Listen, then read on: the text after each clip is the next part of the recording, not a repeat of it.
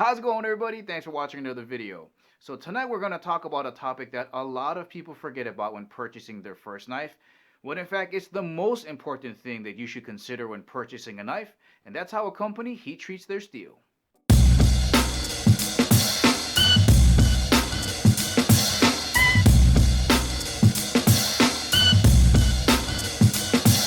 of course, guys, if you want to purchase any of the knives that you see in this video, make sure to check the links in the description below. So the big question is, if heat treatment of steel to make a knife blade is so important, why don't more people cover it?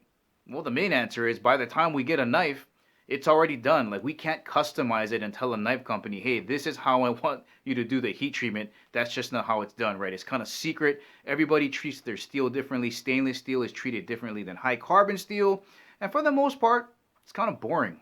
It is definitely not as exciting as actually showing a knife, the blade shape, how well it cuts, how long it cuts for, the opening mechanisms, locking mechanisms, what the handles are made of, what it feels like in the hand. Check out this cool pocket clip. Talking about heat treat is just boring. And for the most part, we really have no idea what type of heat treatment they're using on their steel. Well, if you don't know what kind of heat treatment they're using, how do you know it's any good? The simple answer is the knife company is still around based on its reputation. If you look at like Spardicco and Benchmade, even Buck, which I'm going to get into in just a second, you can bet if they're still around in the industry today, the heat treatment is good. So don't get distracted by super steels or super high-end steels. The most important thing is having a good heat treat, because if it's not there, whatever kind of steel you're using is not going to reach its true potential. It might not have the toughness or edge retention or corrosion resistance that it's supposed to have. Just for example, let's say you gave me some S30V and you did all of the work and the only thing you're asking me to do is heat treat it. All right, I'm going to try to heat treat it, but I can guarantee you right now I would ruin that blade. So let's use this analogy. We got two pieces of meat. On this side, we got a 2-inch piece of ribeye, perfect fat marbling. It's got this nice red coloring and it's ready to cook. And on this side, we got a chuck steak. And here's what we're gonna do. I'm gonna give the ribeye to like a non-experienced cook, and I'm gonna give the chuck steak to a world-renowned chef. All right, so we got this super high-end piece of meat going out to this guy that doesn't know how to cook. He might try to throw it on a grill. He might try to fry it in a frying pan. He might try to stuff it in an oven.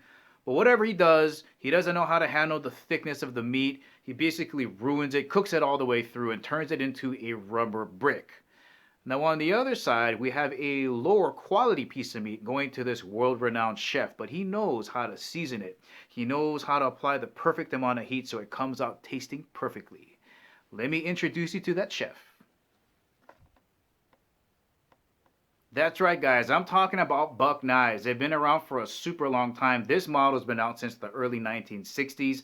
They are the originators of the lockback design, and they've been doing more with less for such a long time. They're using 420 high carbon steel, which is so cost efficient, but the heat treat that they put on this makes this outcut a lot of the high-end steels from a lot of other companies.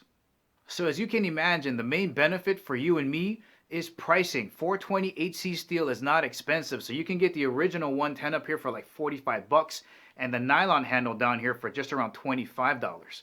But if you're insistent and you got to have a super steel, they have it available with S30V with micarta handles, but I'm telling you guys right now, this right here is the best value. Well, alright guys, that's the ending of the video. Remember, don't get distracted by steel. Check out that heat treat. Remember, if you want to purchase any of the knives in this video, make sure to check the links in the description below. Guys, I hope you enjoyed the video. If you liked it, please give it the thumbs up. If you haven't subscribed to Kimo365, please do. Remember, I'll catch you guys laters.